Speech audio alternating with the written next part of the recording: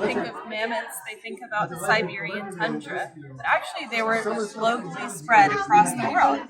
We have a map here that shows mammoths and a lot of their fossil relatives and their locations.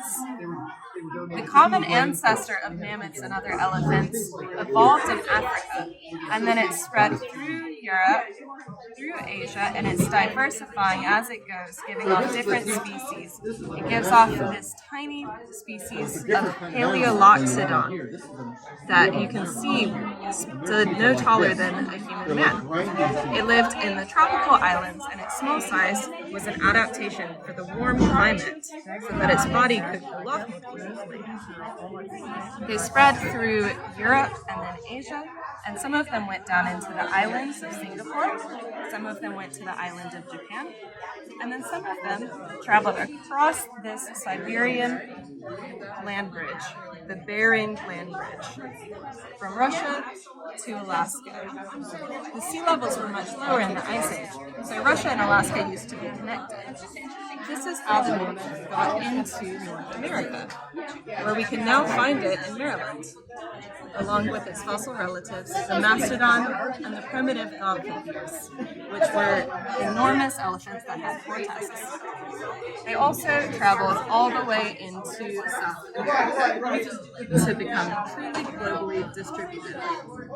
So, if you go into your backyard, you might find mastodon mammoth and gauntlet-eared teak. We brought out a mastodon and he's a close relative within the larger group that contains mammoths and elephants as well. And then over here, we have a fragmentary mammoth tooth. So this is part of the tooth, and it would have been about this big. It would have been considerably longer.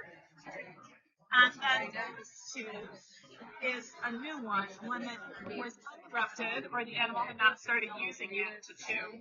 So you can see that it has these very pointy cusps, but hasn't been worn yet.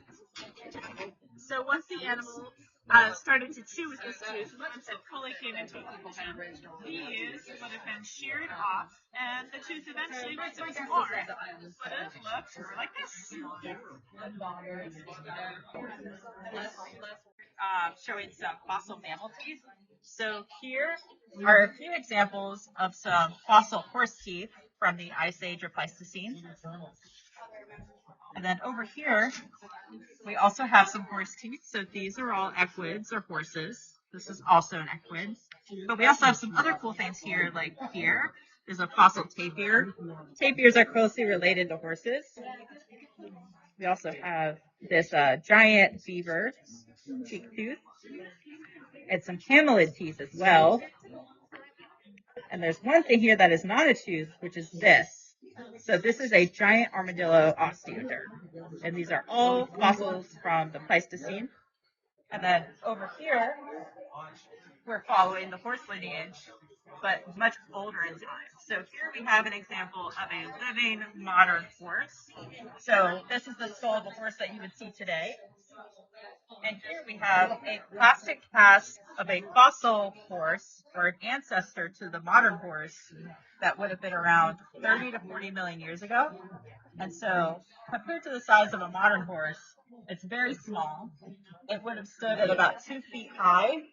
It would have been about 100 pounds.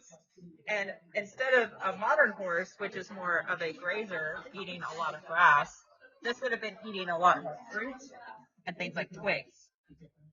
And so this is just showing the size difference in the evolution of the horse.